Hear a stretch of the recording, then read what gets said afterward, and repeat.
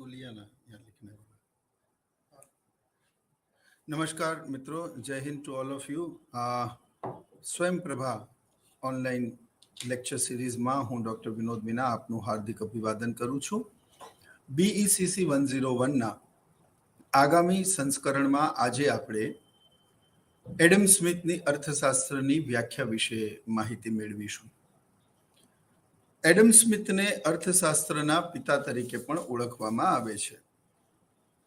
Western વર્લ્ડમાં ઇકોનોમિક્સમાં એમનું પ્રદાન અદ્વિતીય અને ખૂબ જ આગળ પડતું છે. એડમ સ્મિથની ધ વેલ્થ ઓફ નેશન જે પુસ્તક એમણે લખી, જેનું પૂરું નામ હતું an inquiry into the nature and causes of wealth of nation, તે અર્થશાસ્ત્રનું મૂળ પુસ્તક પણ કહેવાય છે. Whatever the economics you just learn in the past, whatever the economics you just learning right now, and whatever the economics you will be learn in the upcoming future, somewhere it's connected with the origin book written by the Adam Smith in 1776. Adam સ્મિથે આ પુસ્તકમાં અર્થશાસ્ત્રની પહેલી સૈદ્ધાંતિક વ્યાખ્યા આપી હતી. Adam સ્મિથનો જન્મ 1723માં થયો અને તેમની મૃત્યુ 17મી જુલાઈ 1790ના રોજ થઈ. એડમ સ્મિથને આધુનિક અર્થશાસ્ત્રના પિતામહ પણ માનવામાં આવે છે. એમણે સૌથી પહેલા લેઝર્સ ફેર એટલે શ્વેર વિહારી જે નીતિ હતી એની ભલામણ કરી હતી. તેમણે ફ્રી ટ્રેડની ભલામણ કરી હતી. તેમણે ઇન્ટરનેશનલ ટ્રેડની ભલામણ કરી હતી. એડમ સ્મિથ જ એક વ્યક્તિ હતા કે તેમના પહેલા અર્થશાસ્ત્રમાં જે બંધિયાર અર્થતંત્ર હતું અથવા તો એવું માનવામાં આવતું હતું કે જે ઇકોનોમી, જે અર્થતંત્ર પોતાને જોઈતી તમામ વસ્તુઓનું જાતે ઉત્પાદન કરી લે તે શ્રેષ્ઠ છે તેવું તેઓ માનતા હતા અને વિશ્વમાં તેવી આઈ મીન ટુ સે માન્યતા હતી. પરંતુ એડમ સ્મિથે સર્વપ્રથમ એ માન્યતાને ચેલેન્જ કરી અને એમણે કીધું કે વિશ્વનું કલ્યાણ આંતરરાષ્ટ્રીય વેપારથી વધી શકે છે. એટલે કે જ્યાં સ્પેશિયલાઇઝેશન થશે, શ્રમનું વિભાજન થશે, ત્યાં આંતરરાષ્ટ્રીય સ્તર પર બે દેશોનું કલ્યાણ પણ વધશે અને કુલ ઉત્પાદનમાં પણ વધારો થશે. અને એમાં જ એડમ સ્મિથે આંતરરાષ્ટ્રીય વેપારમાં નિરપેક્ષ ખર્ચ લાભનો સિદ્ધાંત પણ રજૂ કર્યો, જે મુખ્ય અર્થશાસ્ત્ર વિષયના બીકોમના અને બીએના વિદ્યાર્થીઓ ભણતા હોય છે. તો મિત્રો, એડમ સ્મિથ જ એક વ્યક્તિ હતા જેમણે સ્વેર વિહારી જે નીતિ હતી એટલે કે લેઝર્સ ફેર એની ભલામણ કરી હતી. તેમણે કહ્યું હતું સર્વપ્રથમ કે માંગ અને પુરવઠાના પરિબળો દ્વારા અર્થતંત્ર આપોઆપ સમતુલામાં આવે છે અને એક અદ્રશ્ય હાથ ઇકોનોમીમાં ઓટો એડજસ્ટમેન્ટ કરે છે. જ્યારે અસમતુલા સર્જાય તો તે ટૂંકા ગાળાની ઘટના હોય છે, પરંતુ લાંબા ગાળે ફરી અર્થતંત્ર સ્થિરતામાં આવે છે અને આમ બજાર તંત્રીય માંગ અને પુરવઠાના પરિબળો દ્વારા લાંબે ગાળે અર્થતંત્ર પોતાની રીતે આપોઆપ સમતુલા સાધે છે. તો આ જે વાત છે એ એડમ સ્મિથે સર્વપ્રથમ કરી અને એટલા જ માટે તેમને મોડર્ન ઇકોનોમિક્સના ફાઉન્ડર પણ કહેવામાં આવે છે. સ્વેર વિહારી અને ફ્રી ટ્રેડની તેમણે એડવોકેટ કરી, એમની ભલામણ કરી. ધ વેલ્થ ઓફ નેશન પુસ્તક જે તેમણે લખ્યું તેને અર્થશાસ્ત્રનું મૂળ પુસ્તક પણ કહેવાય છે. જીડીપીનો ખ્યાલ આપનાર સર્વપ્રથમ જે અર્થશાસ્ત્રી હતા તે એડમ સ્મિથ હતા. આમ રાષ્ટ્રીય આવક અને તેની ગણતરીના સંદર્ભમાં પણ તેમનું પ્રથમ સોપાન હતું. ત્યારબાદ પછી એમાં પીગુ, માર્શલ, ફિશર અને કાર્લોર જેવા અર્થશાસ્ત્રીઓએ આગળ પોતાનું પ્રદાન કર્યું હતું. તેમની અર્થશાસ્ત્રની વ્યાખ્યા જે તેમણે કરી તેનો સારાંશ જો આપણે મેળવીએ તો તે વેલ્થ ઓરિએન્ટેડ ડેફિનેશન હતી. એટલે કે અર્થશાસ્ત્ર સંપત્તિલક્ષી શાસ્ત્ર છે તેવું તેમણે કહ્યું હતું. તેમણે જે પુસ્તક લખી તે પુસ્તકમાં પણ તેમણે અર્થશાસ્ત્રને સંપત્તિના શાસ્ત્ર તરીકે ઓળખાવ્યું છે. First classical definition of economics given by Adam Smith એટલે કે ક્લાસિકલ ઇકોનોમિક્સમાં તેમનો ખૂબ જ મોટો ફાળો રહ્યો છે. આજના આ પ્રશ્નનું ફોર્મેટ છે ઇન્ટ્રોડક્શન, ડેફિનેશન, કેરેક્ટરિસ્ટિક્સ, લિમિટેશન્સ અને કન્ક્લુઝન. મિત્રો, આપણે બધા જાણીએ છીએ, સમજીએ છીએ.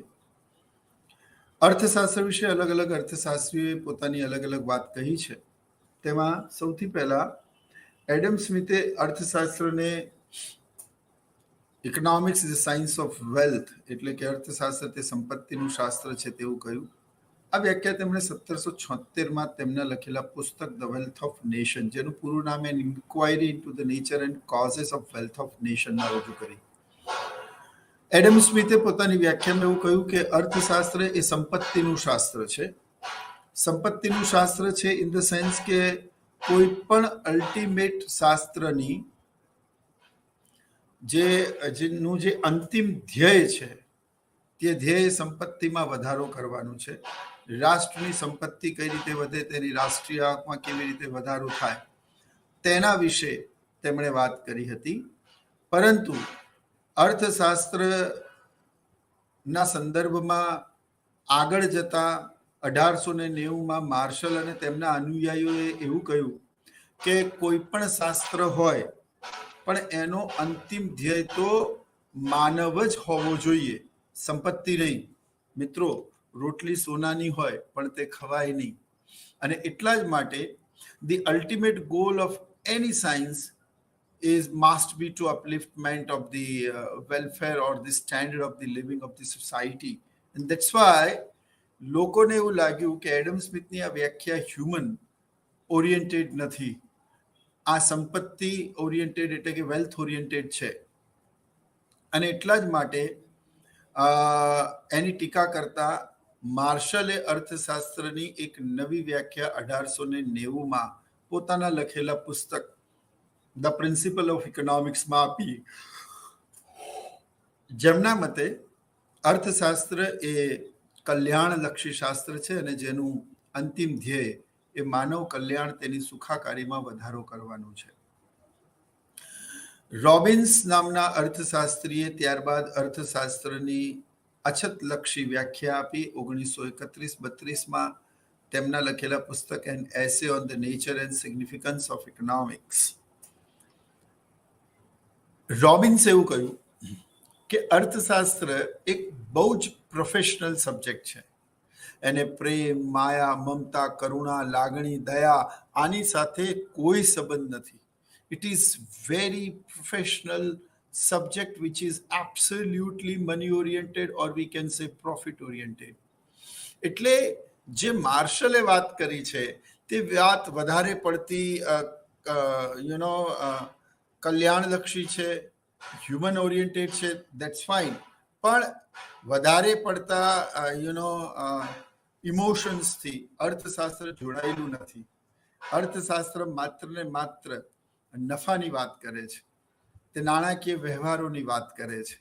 અને એટલા જ માટે તેમણે 1931-32માં પોતાની એક નવી વ્યાખ્યા આપી અને તે વ્યાખ્યા હતી અર્થશાસ્ત્રની અછતલક્ષી વ્યાખ્યા. તેમણે કહ્યું કે માનવીય જરૂરિયાતો અનંત અને અમર્યાદિત છે, જ્યારે તેને સંતોષવાના સાધનો કોઈ પણ રાષ્ટ્રમાં મર્યાદિત છે. તો અમર્યાદિત જરૂરિયાતોને મર્યાદિત સાધનો વડે કઈ રીતે સંતોષી શકાય એનો અભ્યાસ કરતા શાસ્ત્રને જ અર્થશાસ્ત્ર કહેવામાં આવે છે. હવે અર્થશાસ્ત્ર વિશે આ જે વ્યાખ્યા એમણે આપી, ત્યારબાદ અર્થશાસ્ત્રની આધુનિક વ્યાખ્યા એ પ્રોફેસર સેમ્યુલ્સને આપી.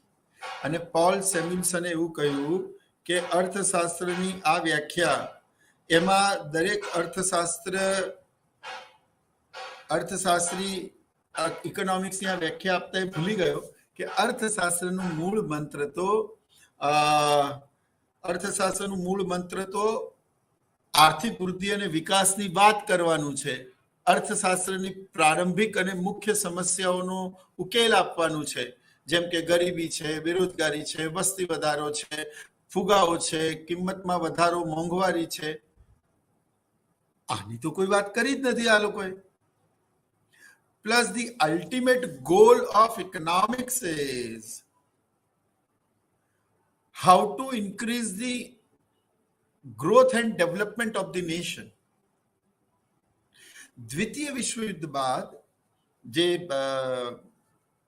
પ્રોફેસર પોલ સેમ્યુલ્સને 1947માં તેમના લખેલા રિસર્ચ પેપરમાં આધુનિક વ્યાખ્યા આપી અને તે દ્વિતીય વિશ્વયુદ્ધ પછીના અર્થશાસ્ત્રીઓને સામાન્ય રીતે આધુનિક અર્થશાસ્ત્રીઓ કહેવામાં આવે છે.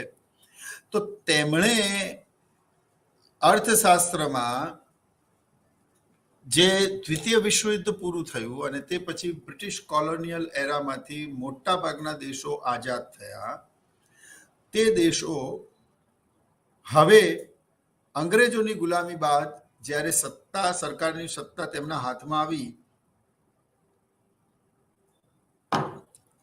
ત્યારે તેમણે વિકાસ માટેના મરણીય પ્રયત્નો કર્યા.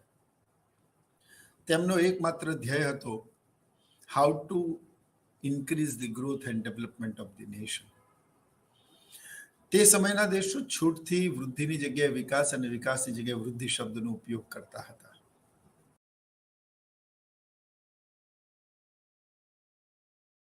બાવન દેશોના કરેલા અભ્યાસ બાદ એમણે એવું તારવ્યું કે ખરેખર ગ્રોથ અને ડેવલપમેન્ટ એ અલગ અલગ શબ્દો છે. અને ત્યારે વૃદ્ધિ અને વિકાસ જ્યારે ખૂબ પ્રકાશમાં આવ્યા ત્યારે સેમ્યુલ્સને પોતાની આ વ્યાખ્યા આપી કે અર્થશાસ્ત્રની જે મૂળ બાબતો છે, how to increase the growth, how to increase the economic development of the nation, એના વિશે તો કોઈ વાત જ નથી કરી. એટલે એમણે જે વ્યાખ્યા આપી એને આધુનિક વ્યાખ્યા પણ કહેવાય છે. એમણે અર્થશાસ્ત્રને વૃદ્ધિ અને વિકાસનું શાસ્ત્ર કહ્યું.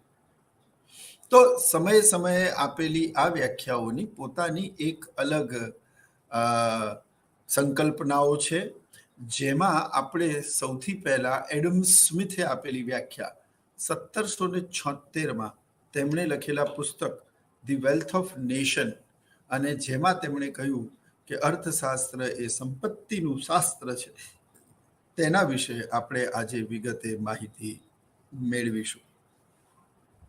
હવે એમની અર્થશાસ્ત્રની વ્યાખ્યા શું હતી? Economics is a science of the study of wealth only. હવે આ બહુ મહત્વની વાત છે, કારણ કે તેઓ એવું માનતા હતા કે ઇકોનોમિક્સ એ પ્યોર પ્રોફિટ ઓરિએન્ટેડ ઓર પ્રોફેશનલ સબ્જેક્ટ છે. અને એટલા માટે જ એમણે કીધું કે અર્થશાસ્ત્ર એ માત્ર ને માત્ર સંપત્તિનું શાસ્ત્ર છે અને સંપત્તિનો અભ્યાસ કરતું શાસ્ત્ર છે, જેનું મૂળ બિંદુ, જેનું મૂળ વિષય વસ્તુ જ વેલ્થ છે. ફાઇન. તો આ જે વેલ્થ છે, મૂળ વિષય વસ્તુ જ જેનું સંપત્તિ છે, તે મૂળ વિષય વસ્તુમાં જ અર્થશાસ્ત્રની આ વ્યાખ્યા એની ઘણી બધી ટીકાઓ પણ રહેલી છે. અને એટલા જ માટે પ્રોફેસર માર્શલે એવું કહ્યું કે માત્ર સંપત્તિ જ કોઈ રાષ્ટ્ર માટે અગત્યની નથી, તેના માનવો સુખી છે કે કેમ. અને એટલા જ માટે ભૂટાન નામના એક દેશનું હેપીએસ્ટ ઇન્ડેક્સ એ વિશ્વમાં સૌથી ઊંચું છે. ત્યાંના દેશના લોકો વધારે સુખી છે, ખુશ છે, ત્યાંના પ્રશાસનથી એ લોકો સારું જીવન જીવે છે અથવા તો પોતાના જીવનથી તેઓ સંતુષ્ટ છે, એ પણ બહુ જ મહત્વનું છે. એટલે હેપીનેસ ઇન્ડેક્સની જે વાત આજે વિશ્વના દેશોમાં થાય છે, તેવી જ રીતે વિશ્વમાં અર્થશાસ્ત્ર એ માત્ર સંપત્તિનું શાસ્ત્ર છે. પણ મેં કહ્યું તેમ કે રોટલી સોનાની હોય પણ તે ખાઈ શકાય નહીં. પૈસો, નાણું એ આપણા માટે સારું બેડ તો ખરીદી શકે પણ ઊંઘ ન ખરીદી શકે, દવા ખરીદી શકે પણ સ્વાસ્થ્ય ન ખરીદી શકે. એટલે માનવીનું એકમાત્ર ધ્યેય અને કોઈ પણ રાષ્ટ્રનું એકમાત્ર ગોલ એ માત્ર ને માત્ર સંપત્તિ હોય તેવું માનવું જોઈએ નહીં. અને એટલા જ માટે પ્રોફેસર માર્શલે તેમના પુસ્તક ધ પ્રિન્સિપલ ઓફ ઇકોનોમિક્સમાં અર્થશાસ્ત્રને કલ્યાણલક્ષી શાસ્ત્ર તરીકે પણ ઓળખાવ્યું. તો એડમ સ્મિથની જે આ વ્યાખ્યા છે, એ વ્યાખ્યા છે કે economics is science of study of wealth only. એટલે આ સિવાય ઇકોનોમિક્સ બીજું કોઈ કાર્ય કરતું નથી. પણ આવું શક્ય નથી. અર્થશાસ્ત્રના કાર્યક્ષેત્રમાં બીજી બી ઘણી બધી બાબતો આવે છે જેનો અભ્યાસ અર્થશાસ્ત્ર કરે છે. હવે આ વ્યાખ્યામાંથી કઈ કઈ બાબતો ફલિત થાય છે? Number 1, study of wealth. Economics deals with the production, distribution and consumptions. Only material commodity discussed over here. Stress on wealth એટલે વધારે પડતો ભાર તેમણે સંપત્તિ પર આપ્યો છે. કોઝિસ ઓફ વેલ્થ, સંપત્તિના કયા કયા કારણો છે. ઇકોનોમિક મેન, તેમણે આર્થિક માનવીની વાત કરી છે. તો સૌથી પહેલા આપણે ચર્ચા કરીએ સ્ટડી ઓફ વેલ્થ. તો એડમ સ્મિથની આ વ્યાખ્યાનો સાર જ એ છે કે economics is a science of wealth only, or economics is studied not human wealth, but economic wealth of the nation. And that's why અર્થશાસ્ત્રને સંપત્તિનું શાસ્ત્ર કહેવામાં આવ્યું. આ વ્યાખ્યા એડમ સ્મિથે 1776માં તેમને લખેલા પુસ્તક સંપત્તિના શાસ્ત્રમાં આપી છે. એટલે આ પુસ્તકનું નામ જ સંપત્તિનું શાસ્ત્ર કે વેલ્થ ઓફ નેશન છે, અને એટલા જ માટે એમની વ્યાખ્યા એ સંપત્તિ એટલે કે વેલ્થ ઓરિએન્ટેડ કહેવામાં આવે છે.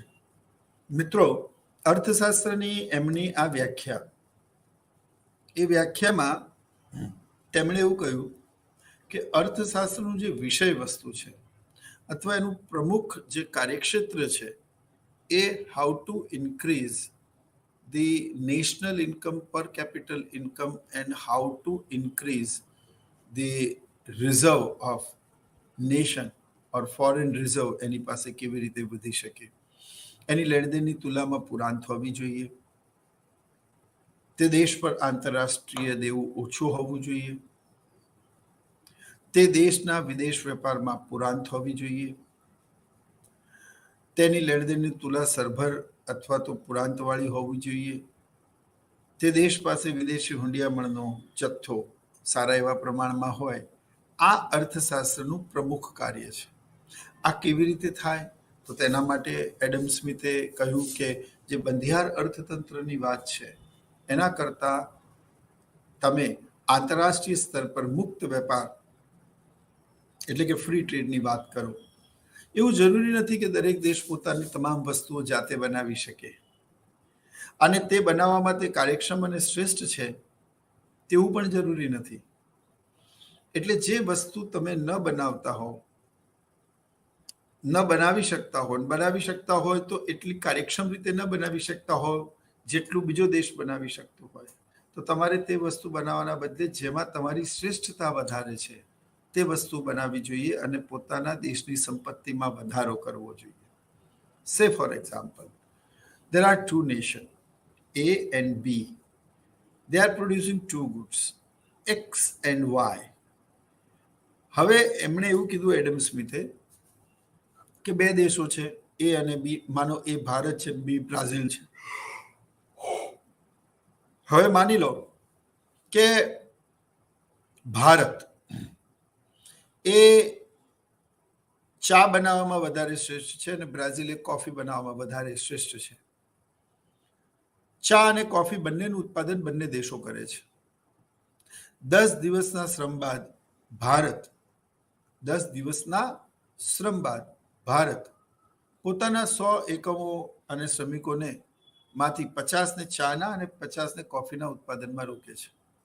જેમાં 50 શ્રમિકો જે ચાના ઉત્પાદનમાં રોકાયેલા છે, ભારતની જમીન, આબોહવા અને ભારતનું જે ક્લાઇમેટ છે એ ટીને વધારે અનુકૂળ છે, અને એટલા જ માટે બાગાયત ખેતીમાં ચાની ખેતી ભારતમાં શ્રેષ્ઠ રીતે થાય છે, અને એટલા જ માટે ચાના જે બગીચાઓ છે એમાં કામ કરતા શ્રમિકોની કાર્યક્ષમતા કોફીમાં કામ કરતા શ્રમિકો કરતા શ્રેષ્ઠ છે. એટલે 10 દિવસના શ્રમ બાદ 50 શ્રમિકો ભારતમાં 40 કિલો ચાય અને 20 કિલો કોફીનું ઉત્પાદન કરે છે. જ્યારે બ્રાઝિલમાં આ રેશિયો ઊંધો છે. બ્રાઝિલનું ક્લાઇમેટ, ત્યાંની જમીન, આબોહવા તે કોકોના ઉત્પાદનમાં વધારે શ્રેષ્ઠ છે. એટલે ત્યાં 10 દિવસના શ્રમ બાદ 50 શ્રમિકો ચા અને 50 શ્રમિકો કોફીમાં રોકાયેલા છે, પરંતુ ચામાં રોકાયેલા શ્રમિકો માત્ર 20 કિલો ચા પણ કોફીનું 40 કિલોનું ઉત્પાદન કરે છે. એટલે એડમ સ્મિથે એવું કહ્યું કે ભારતની શ્રેષ્ઠતા ચામાં વધારે છે અને બ્રાઝિલની શ્રેષ્ઠતા કોફીમાં વધારે છે. તો instead of producing both of the goods, બંને વસ્તુ બનાવવાના બદલે ભારત માત્ર ચા બનાવે અને બ્રાઝિલ માત્ર કોફી બનાવે, બ્રાઝિલ પોતાના બધા જ શ્રમિકો 100 શ્રમિકોને કોફીના ઉત્પાદનમાં લઈ જાય, ભારત પોતાના બધા જ શ્રમિકોને ચાના ઉત્પાદનમાં લઈ જાય, તો આંતરરાષ્ટ્રીય વેપાર પહેલા ભારતમાં 40 એકમ ચા અને 20 એકમ કોફી, બ્રાઝિલમાં 20 એકમ ચા અને 40 એકમ કોફી, તો કુલ 60 અને 60 120 ચા અને કોફીના નું ઉત્પાદન થતું હતું, 120 કિલો ભારત અને બ્રાઝિલમાં. પણ હવે જ્યારે સ્પેશિયલાઇઝેશન થાય છે, and if India go with T only and Brazil with go with coffee only, and if India doing specialization in the production of tea and utilized all the labors in the production of tea only, and the Brazil doing the same thing in the coffee only, તો શું થાય કે 40 દુ double એટલે કે 80 એકમો ભારત ચાના બનાવે છે, કોફીના ડેશ થાય છે. બ્રાઝિલ બધા શ્રમિકો કોફીમાં લઈ જાય છે એટલે 4 ડેશ અને કોફીના 80 થાય છે. 8 80 પ્લસ 80 એટલે 8 દુ 16, 160 એકમોનું ભારત ચા અને કોફીનું ઉત્પાદન ભારત અને બ્રાઝિલ આંતરરાષ્ટ્રીય વેપાર પછી કરે છે. પહેલા કેટલું હતું? આંતરરાષ્ટ્રીય વેપાર પહેલા ભારત અને બ્રાઝિલમાં ચા અને કોફીનું ઉત્પાદન એ 160 કિલોનું હતું. જ્યારે આંતરરાષ્ટ્રીય વેપાર બાદ, શ્રમ વિભાજન બાદ, ભારત અને બ્રાઝિલમાં ચાનું ઉત્પાદન અને કોફીનું ઉત્પાદન વધીને 180 કિલોનું થયું. હવે એડમ સ્મિથ એવું કહે છે કે સંપત્તિમાં જો વધારો કરવો હોય તો આંતરરાષ્ટ્રીય વેપારથી જોડાવવું પડશે. એમણે લેઝસ ફેરની વાત કરી, જે મેં તમને પ્રસ્તાવનામાં કહ્યું. એમણે ફ્રી ટ્રેડની વાત કરી, જેમણે મુક્ત વેપારની વાત કરી, જે મેં તમને એના ઇન્ટ્રોડક્શનમાં, એડમ સ્મિથના ઇન્ટ્રોડક્શનમાં મેં કહી મિત્રો. તો એડમ સ્મિથે જે વાત કરી છે આ એમાં જોઈ લો, આપ જોઈ શકો છો કે લેઝસ ફેર એન્ડ ફ્રી ટ્રેડ પોલિસીની સર્વપ્રથમ ભલામણ કરનારા તેઓ હતા. એટલે એમણે એવું કહ્યું કે સંપત્તિમાં જો વધારો કરવો હોય તો પછી તમારે કોઈ પણ સંજોગોમાં મુક્ત વેપારથી જોડાવવું પડશે. બંધિયાર અર્થતંત્ર એનાથી કલ્યાણ નહીં વધે, કારણ કે કોઈ પણ દેશ બધી જ વસ્તુ બનાવવામાં ક્યારેય પણ શ્રેષ્ઠ હોતો નથી. જે રીતે અમુક વિદ્યાર્થીઓ કોમર્સ માટે બન્યા હોય, અમુક વિદ્યાર્થીઓ સાયન્સ માટે બન્યા હોય, ને અમુક વિદ્યાર્થીઓ તેઓ આર્ટ્સ માટે બન્યા હોય. હવે તમે એમને બળજબરીથી જો કોઈ કામ સોંપશો અથવા તો એ જવાબદારી આપશો તો એ પરિણામ તમારું ધાર્યું અને ઈચ્છિત વેમાં નહીં આવી શકે. અને એટલા જ માટે જેની જે શ્રેષ્ઠતા છે તે પ્રમાણે વસ્તુઓનું ઉત્પાદન કરે.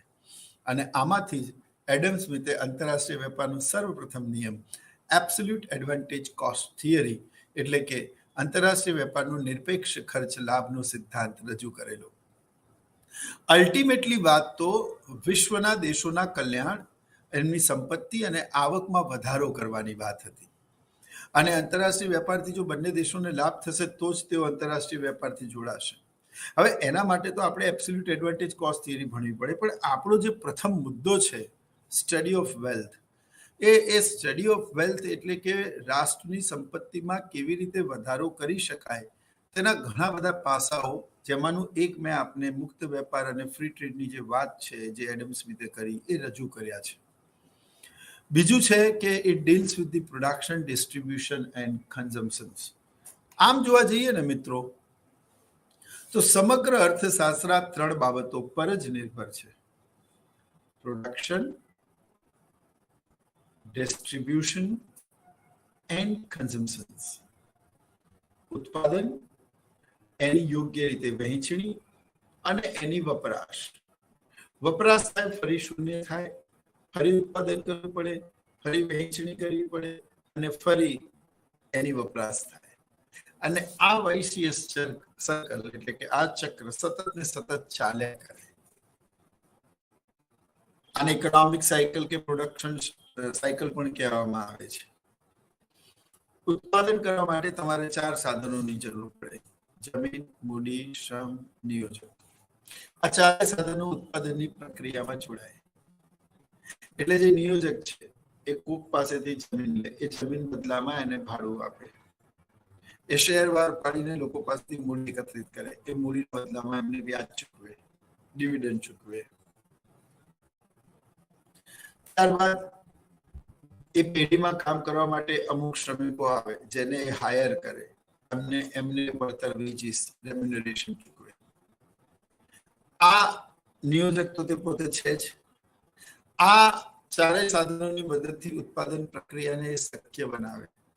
આ ઉત્પાદનની પ્રક્રિયામાં બધા જ સાધનોને સંયોજવાનું, પ્રયોજવાનું, ભેગા કરવાનું તે કાર્ય કરે છે.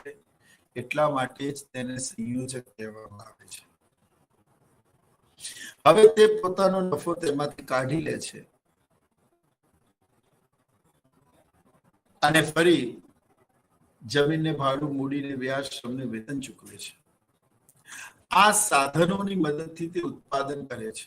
શેનું? તો કે ચીજ વસ્તુઓ અને સેવાઓ. આ ચીજ વસ્તુ અને સેવાઓની ખરીદી કોણ કરે છે? તો કે કુટુંબો કરે છે. ચીજ વસ્તુ અને સેવાઓની ખરીદીના સંદર્ભમાં ફરી તેમણે પાછી કિંમત ચૂકવવી પડે છે. એમણે ચૂકવેલી કિંમત નફા સ્વરૂપે ફરી ઉત્પાદક પાસે આવે છે અને ફરી એમાંથી તે પોતાનો નફો કાઢીને નેક્સ્ટ મંથ જમીનને ભાડું, મૂડીને વ્યાજ, શ્રમને વેતન ચૂકવે છે. ફરી પાછું નાણાંનો પ્રવાહ આ ચારે સાધનો, ત્રણે સાધનો, જમીન, મૂડી, શ્રમ એની પાસે આવે છે. ફરી પાછું ચીજ વસ્તુ અને સેવાઓના ઉત્પાદન થયેલી વસ્તુ. એ રિલાયન્સની કંપની છે.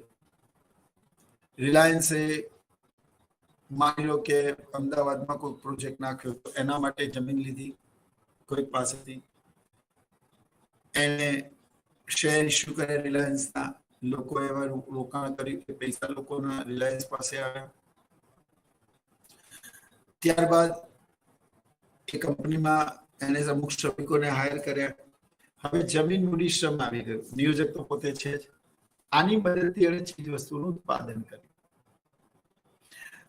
ઉત્પાદનની આ પ્રક્રિયા શરૂ થઈ, મહિનો પૂરો થયો, જમીનને ભાડું, મૂડીને વ્યાજ, શ્રમને વેતન એને ચૂકવ્યું. એટલે નાણાં સાધનો પાસે આવ્યા. આ સાધનો એટલે કે જમીનદાર, મૂડીપતિ અને શ્રમિકે આ જ પેઢીઓ દ્વારા ઉત્પન્ન થતી, એટલે રિલાયન્સનું રિચાર્જ કરાયું હોય, રિલાયન્સના પેટ્રોલ પંપથી પેટ્રોલ ભરાયું હોય, જીઓ ફાઈબર કનેક્શન લીધું હોય, જીઓને ઇન્ટરનેટની સુવિધા લીધી હોય રિલાયન્સ, એટલે એમણે કરેલી ચૂકવણી ફરી આવક સ્વરૂપે પેઢી પાસે આવી. પેઢીએ એમાંથી પોતાનો નફો બાદ કર્યો. બાકીના પૈસા જે બચ્યા એમાંથી એને જમીનને ભાડું, મૂડીને વ્યાજ, શ્રમને વેતન ચૂકવ્યું. ફરી પૈસો સાધનો પાસે આવ્યો, એને ચીજ વસ્તુ પાછળ કર્યો. આ વાઇસિયસ સર્કલ ફરી ચાલે. આ the circular flow of national income. આની સમજૂતી પણ એડમ સ્મિથે આપી. એટલે એડમ સ્મિથે આપેલી જે વ્યાખ્યા હતી, એ વ્યાખ્યા જે હતી એ વ્યાખ્યામાં એમણે ખાસ ઉત્પાદન, વહેંચણી અને કન્ઝમ્પશનની વાત કરી છે. જે મેં તમને અત્યારે ચક્રાકાર પ્રવાહ સમજાવ્યો કે આ ચારે સાધનોએ મળીને સૌથી પહેલા ઉત્પાદન કર્યું, પછી જે ચીજ વસ્તુ સેવાઓનું ઉત્પાદન થયું તેને ખરીદવા માટે નિયોજકે સાધનોને જે ચૂકવણી કરી એના સ્વરૂપે એની પાસે સાધનોની ચૂકવણી આવી અને ત્યારબાદ નાણાં આવ્યા અને તેમણે ચીજ વસ્તુઓ પાછળ ખર્ચ કર્યા. એટલે ખરેખર તો જોઈએ ને તો આ વહેંચણી થઈ. પછી એ લોકોએ કન્ઝ્યુમ કર્યું એટલે એમને પૈસા ચૂકવવા પડ્યા. ફરી પૈસા કોની પાસે આવ્યા? તો કે ફરી પૈસા પેઢી પાસે આવ્યા. પેઢીઓએ ફરી એમાંથી જમીનને ભાડું, મૂડીને વ્યાજ, શ્રમને વેતન આપ્યું અને એમાંથી ચીજ વસ્તુ અને સેવાઓનું ઉત્પાદન કર્યું. અને તે ઉત્પાદન, that particular production which is purchased by the families, and behalf of that they have to pay again the money, concentrate with the entrepreneur only. તો આ જે ઉત્પાદન, વહેંચણી અને વપરાશનું જે ચક્ર છે એ ચક્રની સમજૂતી એડમ સ્મિથે આપી છે. બહુ અદ્ભુત અને બહુ સરસ મજાની એમણે વાત કરી છે. પણ એડમ સ્મિથની આ વ્યાખ્યામાં એક પ્રોબ્લેમ એ છે જે આપણે આગળ એની મર્યાદાઓમાં કે લિમિટેશન્સમાં ભણીશું મિત્રો, કે હી ટોક્સ ઓનલી ધ મટીરિયલ કમોડિટીઝ. એમણે માત્ર ને માત્ર ભૌતિક સંપદાની વાત કરી છે, જેને ટચ કરી શકાય, જેને જોઈ શકાય, જેનો ચોક્કસ આકાર હોય, જેની માલિકીનો હક હોય, જેને વારસામાં આપી શકાય. સચિન તેંડુલકર પોતાના વારસામાં અર્જુન તેંડુલકર કે સારા તેંડુલકરને પોતાની ખરીદેલી તમામ ભૌતિક વસ્તુઓ, કાર, બંગલો, ગાડી, જમીન બધું આપી શકશે. But the straight drive he played, the ball goes like a straight like an arrow. એ જે સ્કિલ હતી તેંડુલકરની, જેને આખા વિશ્વને ધરમોડ્યું પોતાના બેટથી, એ કળા એ નહીં આપી શકે વારસામાં, એ ગુણો એ નહીં આપી શકે જે એની અંદર હતી. એન્ડ ધેટ્સ વાય કે એડમ સ્મિથ માત્ર ભૌતિક સંપદાની વાત કરે છે, પણ જે સેવાઓ છે, હવે સેવાઓ એટલે શું? જેને સ્પર્શી ન શકાય, મેં કહ્યું તેમ, જેનો ચોક્કસ આકાર ના હોય, જેને સંગ્રહી પણ ન શકાય, અને જેને પેઢી દર પેઢી વારસામાં ન આપી શકાય. પણ એ પણ સંપત્તિ તો છે, પણ એની વાત એડમ સ્મિથે નથી કરી.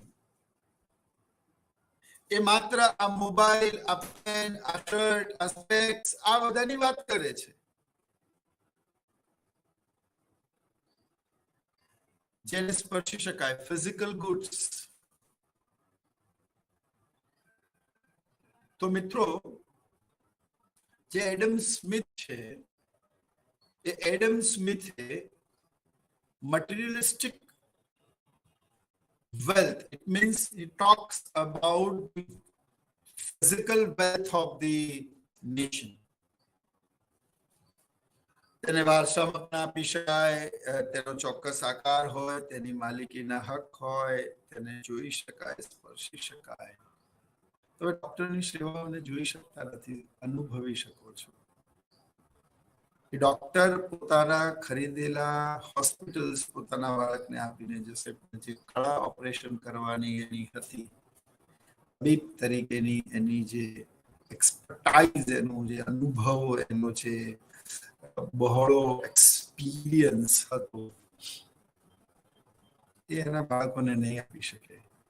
નહીતર તો મિત્રો, ગાંધીના બાળકો ગાંધી જ બન્યા હોત અને અમિતાભના બાળકો અમિતાભ બચ્ચન જ બન્યા હોત. બટ આવું શક્ય નથી. બટ ઇન ઇકોનોમિક્સ, સેવાઓ પણ રાષ્ટ્રીય આવક અને ઉત્પાદનના મૂલ્યમાં ગણવામાં આવે છે.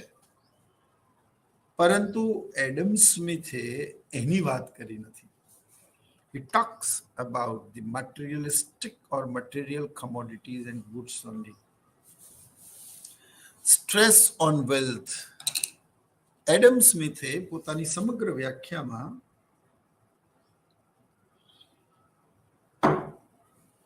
માત્ર ને માત્ર સંપત્તિ પર વધારે પડતો ભાર આપ્યો છે. It's very professional subject. એમણે એવું કહ્યું કે અલ્ટિમેટ ગોલ અર્થશાસ્ત્રમાં, એમાં સારું છે, ખરાબ છે, એ મહત્વનું જ નથી. એક ગન, એક બંદૂક, એનું કાર્ય જે ટ્રિગર પ્રેસ કરતાની સાથે બુલેટ શોટ અને ગોળી નીકળવી જોઈએ એનું છે. પછી ગોળી માણસને વાગે છે કે એના દ્વારા ટાર્ગેટ હાંસિલ કરવામાં આવે છે, એનાથી કોઈ મતલબ નથી. પરંતુ યાદ રાખો, એ જ બંદૂક જો એક ટેરરિસ્ટના હાથમાં છે તો એ અનિષ્ટ છે, અને એક સૈનિકના હાથમાં છે તો એ સુરક્ષાનું પ્રતીક છે. તો એડમ સ્મિથે એવું કહ્યું કે એ સંપત્તિથી સમાજની અને માનવની કલ્યાણની અને બીજી કોઈ પણ બાબતની જો ભાવનાઓ અને એના સાથે અર્થશાસ્ત્ર નિસ્બત નથી રાખતું, અને એટલા જ માટે એડમ સ્મિથની આ વ્યાખ્યાની ટીકા એ પ્રોફેસર માર્શલે કરેલી અને એમણે મટીરિયલિસ્ટિક ડેફિનેશનથી દૂર જઈને વેલફેર ઓરિએન્ટેડ એટલે કે કલ્યાણલક્ષી વ્યાખ્યા આપેલી. એટલે એડમ સ્મિથે પોતાની સમગ્ર વાતમાં માત્ર ને માત્ર સંપત્તિની વાત કરી છે, માત્ર ને માત્ર વેલ્થની વાત કરી છે, એને કેવી રીતે વધારી શકાય એના રસ્તાઓ વિશે વાત કરી છે, ઉત્પાદન કન્ઝમ્પશન્સ ડિસ્ટ્રીબ્યુશનની વાત કરી છે, જીડીપીની વાત કરી છે, how to increase the national income of any nation, how to increase the per capital income of the nation, એની વાત કરી છે. એમણે ગરીબી માટે, બેરોજગારી માટે, એમણે મોંઘવારી માટે, ફુગાવા માટે, એમણે સસ્ટેનેબલ ડેવલપમેન્ટ માટે, જો કે તો મોડર્ન ઇકોનોમિક્સનો કન્સેપ્ટ છે, એના વિશે બહુ વાત નથી કરી. એટલે જે રીતે એક એડવોકેટ એટલે કે વકીલનું કામ પોતાના અશીલ એને બચાવવાનું હોય, એનું એડવોકેટિંગ કરવાનું હોય. ઘણા કિસ્સાઓમાં એ વકીલ ખુદ જાણતો હોય કે મારો અસીલ એટલે કે મારો મુવકીલ કે મારો આ ક્લાયન્ટ ગિલ્ટી છે. ઇન્સ્પાઇટ ઓફ ધેટ એનું કામ તો પોતાની પાસે આવેલા એ વ્યક્તિ જે એનો ક્લાયન્ટ છે એને બચાવવાનું છે. એડમ સ્મિથ પણ આ વાત ઉપર ભાર આપતા એવું કહ્યું કે નફો કમાવાથી જો કોઈનું અહિત થતું હોય તો એનાથી અર્થશાસ્ત્રને કોઈ લેવા દેવા નથી. ગરીબી, દયા, કરુણા આની ભાવનામાં એને પોતાની સંપત્તિ દાન કરી દેવી તો અર્થશાસ્ત્રમાં એવા આર્થિક વ્યવહારોનો અભ્યાસ થતો જ નથી. મેં કહ્યું તેમ એ પ્યોર પ્રોફેશનલ સબ્જેક્ટ છે ઇકોનોમિક્સ. એટલે એમણે માત્ર ને માત્ર સંપત્તિ વધારવાના સ્ત્રોતો ઉપર ભાર આપ્યો છે. જ્યારે એડમ સ્મિથે તેની સાથે સાથે કોઝેસ ઓફ વેલ્થ એટલે સંપત્તિના કારણોની પણ ચર્ચા કરી.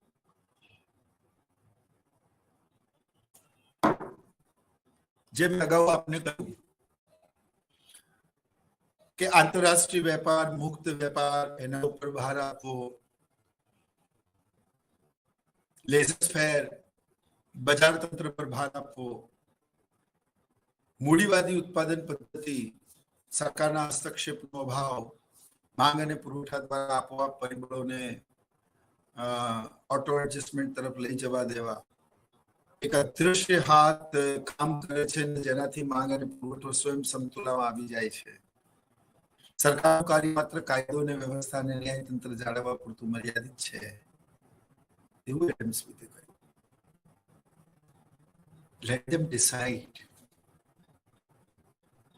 જંગલનો નિયમ છે, બળવાન પશુ નિર્બળનો શિકાર કરે છે. દરિયાનો, સમંદરનો નિયમ છે, મોટી માછલી નાની માછલીને ખાય છે. એટલે નાની માછલી મોટી ન થાય ત્યાં સુધી એને પોતાને બચાવીને રાખવાની વાત છે. અને અર્થશાસ્ત્રનો નિયમ છે, જે ગરજવાજ સ્થિતિમાં હોય છે એનું શોષણ થાય છે. એડમ સ્મિથે બહુ કહ્યું કેવી રીતે બતાવી શકાય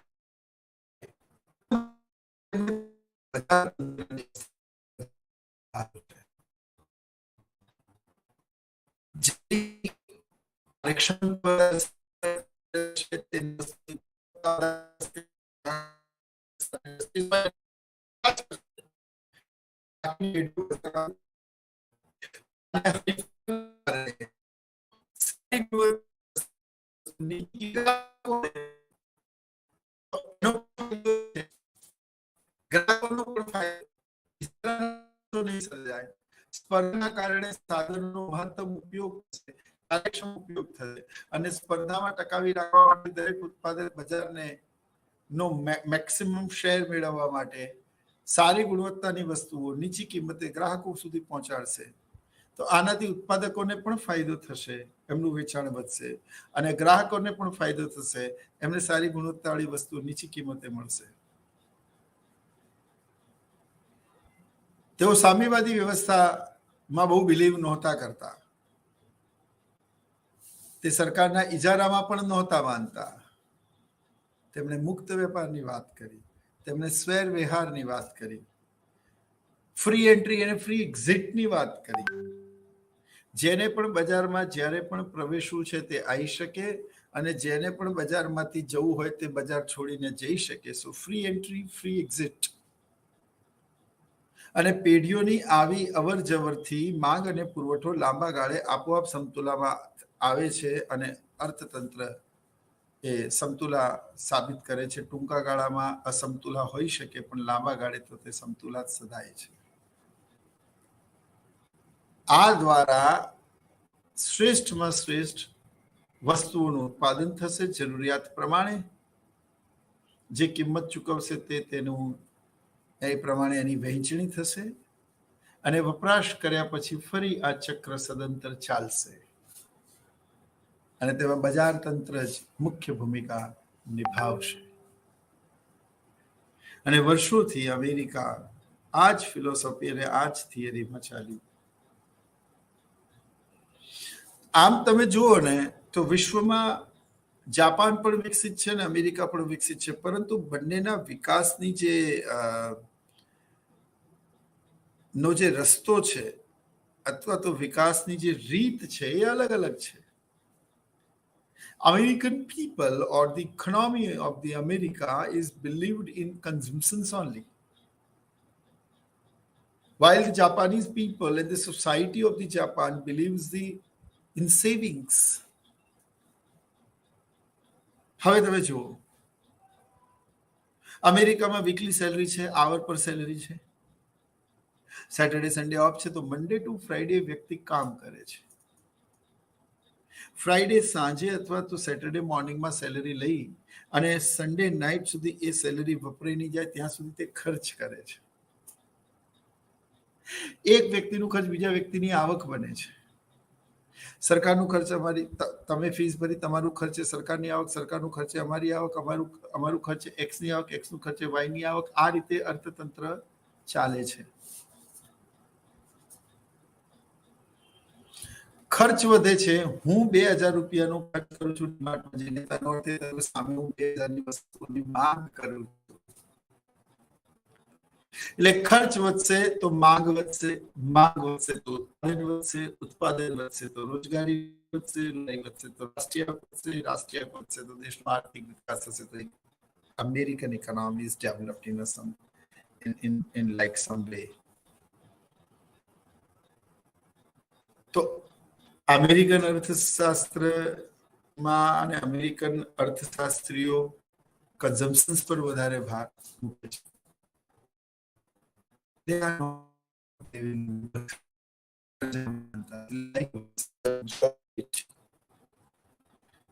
જેટલું વધારે ખર્ચ થશે એટલું વધારે ઉત્પાદન થશે. વધારે ઉત્પાદન માટે તમારે વધારે લોકોને રોજગારી આપવી પડશે. રોજગારી વધશે, લોકોની આવક વધશે, ફરી ખર્ચ વધશે, ફરી આવક વધશે.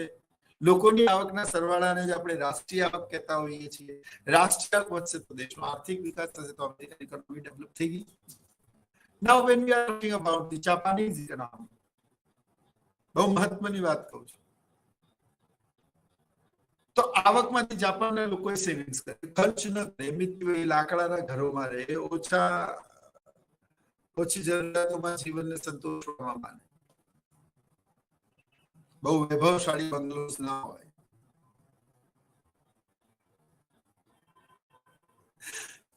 એટલે થાય શું? તો કે એ લોકો સેવિંગ્સ કરે.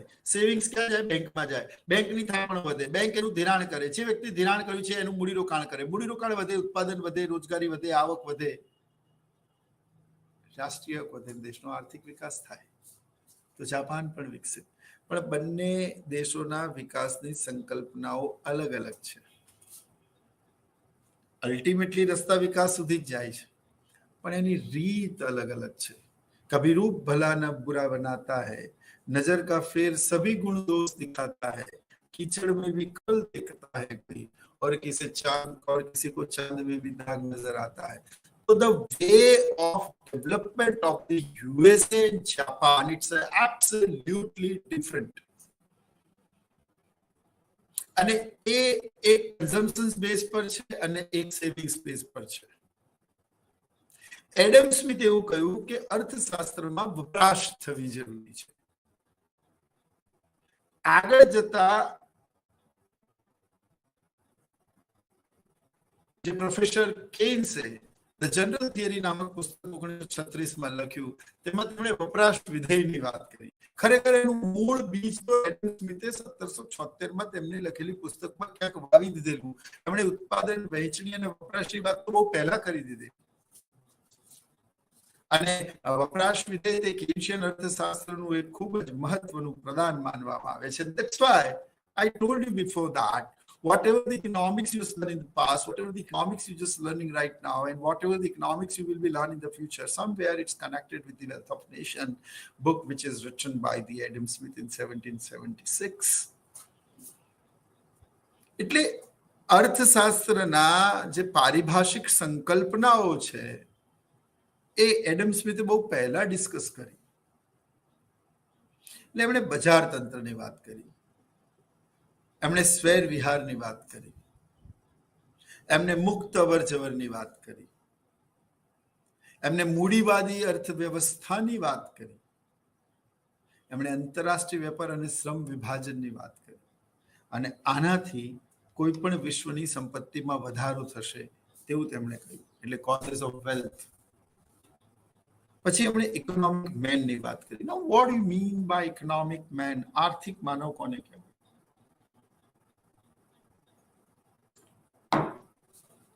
તો મિત્રો સમજો આપ, what you mean by economic man? આર્થિક માનવ એટલે શું? મિત્રો, જે રીતે સમાજશાસ્ત્ર માનવીની સામાજિક પ્રવૃત્તિનો અભ્યાસ કરે છે, રાજ્યશાસ્ત્ર માનવીની રાજકીય પ્રવૃત્તિનો અભ્યાસ કરે છે, એ જ રીતે અર્થશાસ્ત્ર માનવીની આર્થિક પ્રવૃત્તિઓનો અભ્યાસ કરતું શાસ્ત્ર છે.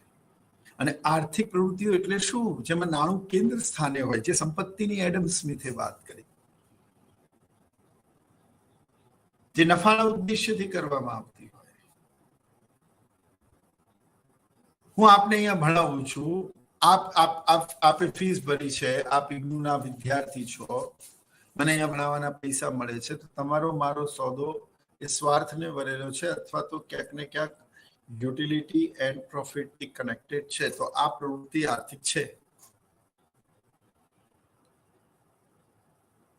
પણ હું કોઈ સેવાકીય સંસ્થામાં જોડાયેલો હોઉં અને ગરીબ બાળકોને વગર કોઈ પણ વળતર મેળવે ભણાવું. ઉડાન નામની એક સંસ્થાની સાથે અમે જોડાયેલા છીએ અને તેમાં યુપીએસસી જીપીએસસીની તૈયારી કરનારા વિદ્યાર્થીઓને અર્થશાસ્ત્ર ભણાવવાનો અમૂલ્ય ફાળો પણ મને સૌભાગ્ય પણ મળ્યું. બટ એના માટે અમે રકમ ના લીધી. તો એ વ્યવહાર અર્થશાસ્ત્રમાં આવતો નથી. આર્થિક માનવ હંમેશા રેશનલ બિહેવિયર કરે છે. તે ઓછામાં ઓછા પૈસા આપી વધારેમાં વધારે વસ્તુ કેવી રીતે મેળવી શકાય અને ગ્રાહક તરીકે પોતાના સંતોષમાં, યુટિલિટીમાં, સેટિસ્ફેક્શનમાં કેવી રીતે વધારો કરી શકાય તેના વિશે વિચારે છે. ઓન ધી અધર હેન્ડ, જે સેલર છે, જે પ્રોડ્યુસર છે, જે વેપારી છે, જે વિક્રેતા છે, એ એવું વિચારે છે કે હું આની પાસેથી વધારેમાં વધારે પૈસા મેળવું અને આને ઓછામાં ઓછી વસ્તુ આપું અને મારા નફાને મહત્તમ કરું. આ બંને આર્થિક માનવીની વિચારધારા છે. અને આનું શ્રેષ્ઠ ઉદાહરણ જો તમારે સમજવું હોય તો તમે કદાચ ક્યારે પણ તમારી માતાને, તમારી મધરને તમે શાકભાજી લેતા જોઈ હોય અને એ શાકભાજી વેચનાર અને તમારી મધર વચ્ચેનો જે વ્યવહાર, જે સંવાદ છે, it is the best example of economic, rational economic activity. આર્થિક માનવીનું શ્રેષ્ઠ ઉદાહરણ છે. જ્યારે શાકભાજી વાળો કહે છે કે 40 રૂપિયા કિલો ટમાટર છે, ટામેટા છે, then your mother say, તમે સાથે હોવ, તમને એમ્બેરેસિંગ ફીલ થાય ઘણી વખત કે આ ગામમાં 30 રૂપિયામાં મળે છે. ભલે ગઈ નથી, ભલે એને પૂછ્યું નથી, but you know argument. On the other hand પેલો આટલા સવારથી આટલા 45-50 રૂપિયા સુધી વેચી છે, આ છેલ્લો લોટ છે એટલે 40 રૂપિયા રાખ્યા છે, તમે લઈ લો. And then you say, મમ્મી લપ કર્યા વગર લઈ લે ને. And then your mother told you, એ તમને એવું કહેતી હશે કે તને ઘર બાંધતા આવડતું નથી, 5 રૂપિયાની તને વેલ્યુ નથી, જો હમણાં પાછો બોલાવશે, એમ કરીને તમારો હાથ પકડીને ચાલવા માંડે છે. અને ખરેખર પેલો દુકાનદાર બોલાવે છે કે બેન પાછા આવો, ચલો 35 લઈ જાઓ. And that time your mom say, જોયું એને 5 રૂપિયા ઓછા કર્યા. હજી આ આર્થિક વ્યવહાર, આર્થિક માનવીની જે વાત છે એ પૂરી નથી થઈ. હવે વજન જ્યારે કરીએ, 1 કિલો ટામેટા લઈએ ત્યારે પેલું દુકાનદાર એક ટામેટું કાઢશે વજનમાંથી, ત્રાજવામાંથી, તો આ 1 બેગ ટામેટા પાછા નાખશે. એ વજન કરીને આપશે ત્યારે એવું કહેશે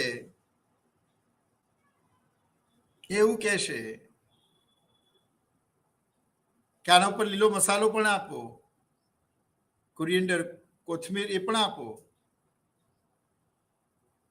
That is the economic man.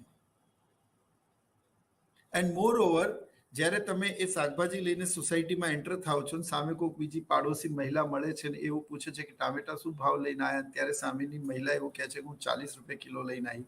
And at that time your mother, delight like a child, અને એવું કહે છે કે જોયું 35 રૂપિયામાં લઈ. એ 5 રૂપિયા ઓછા આપ્યાનો જે આનંદ છે એ કદાચ સલમાન ખાનને પોતાની બોક્સ ઓફિસ પર 1000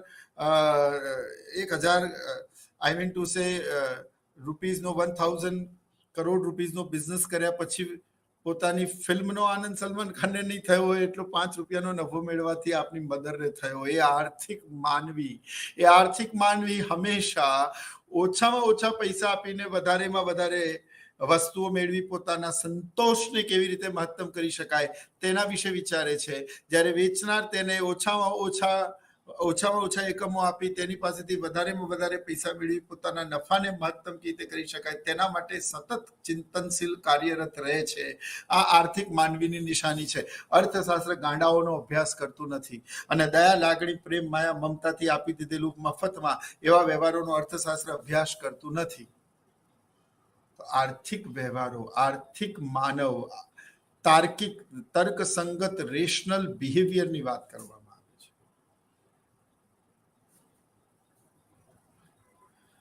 તો આ જે વાત છે ઇકોનોમિક્સમાં, એ વાત એડમ સ્મિથે કહી, આર્થિક માનવીની વાત કહી કે આર્થિક માનવ કોણ હોય, એ શું વિચારે. ફાઈન. પણ એડમ સ્મિથની મિત્રો આ વ્યાખ્યાની જે આપણે સંકલ્પના સમજી, પણ એની સિક્કાની બીજી બાજુ પણ જોવી મહત્વની છે.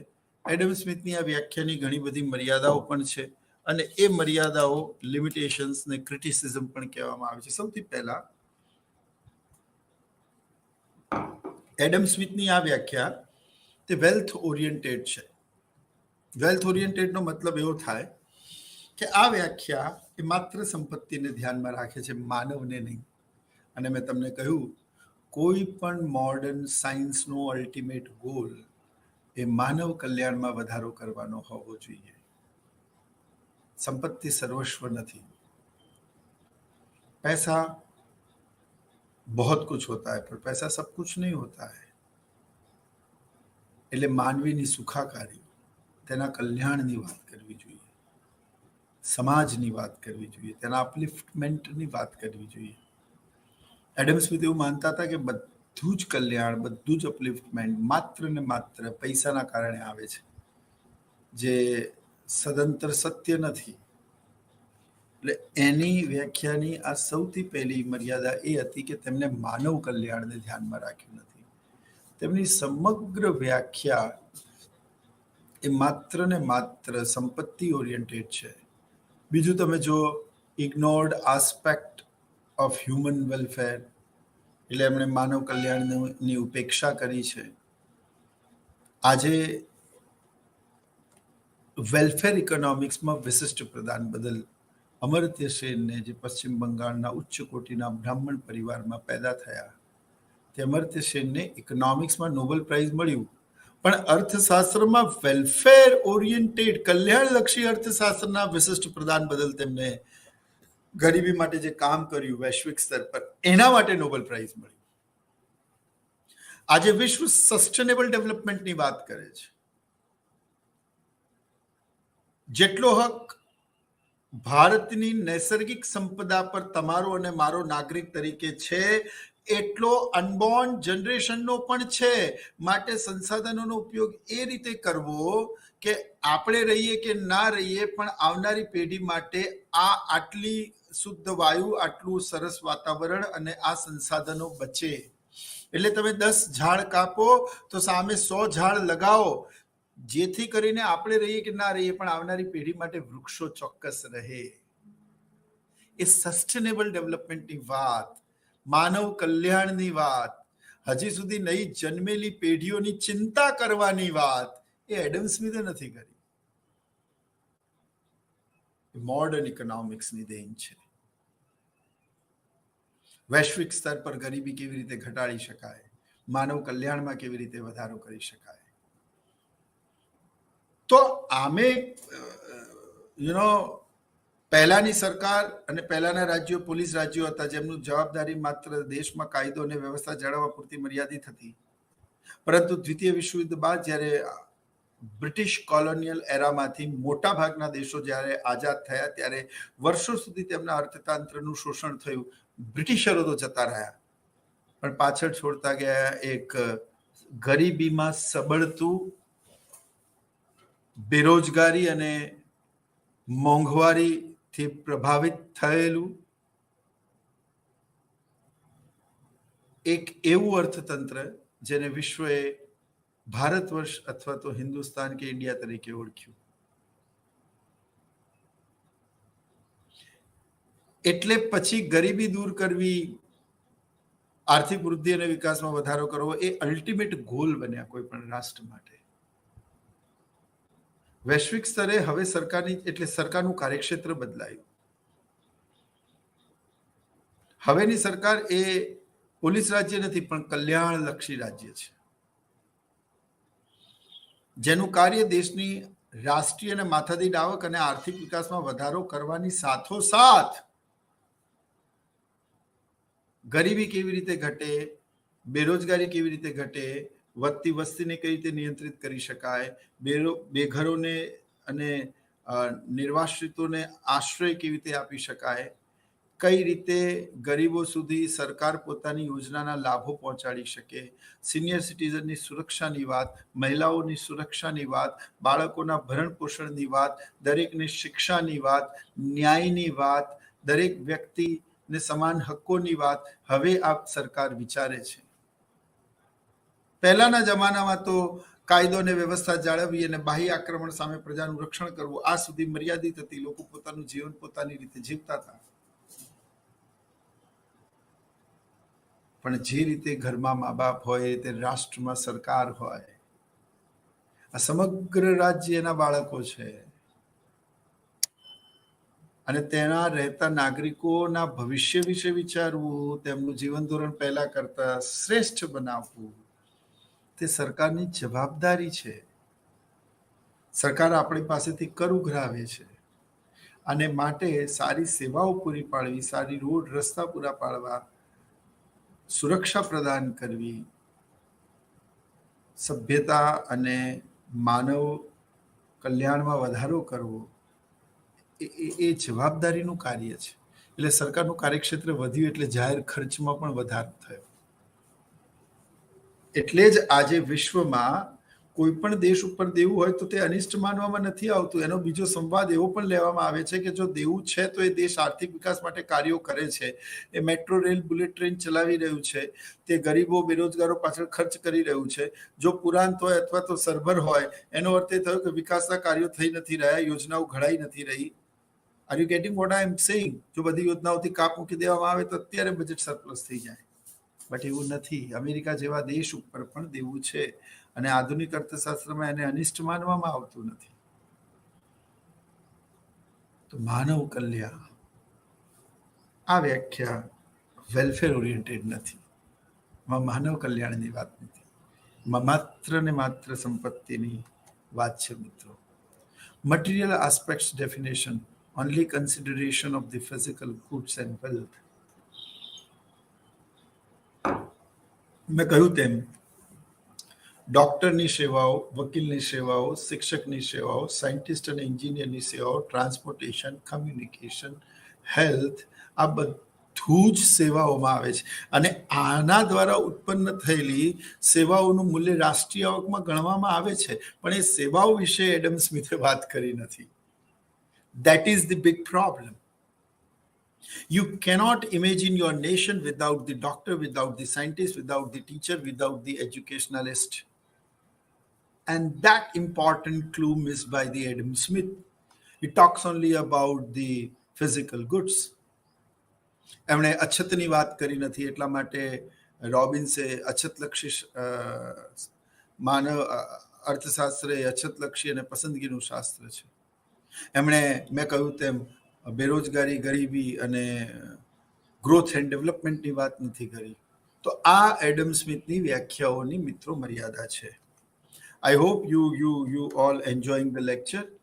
અને અર્થશાસ્ત્રની એડમ સ્મિથની આ વ્યાખ્યામાં મેં ઘણા બધા આર્થિક પાસાઓ અને સંકલ્પનાઓની ચર્ચા કરી છે. આ જ રીતે આપણે આવતા લેક્ચરમાં ફરી મળીશું મિત્રો.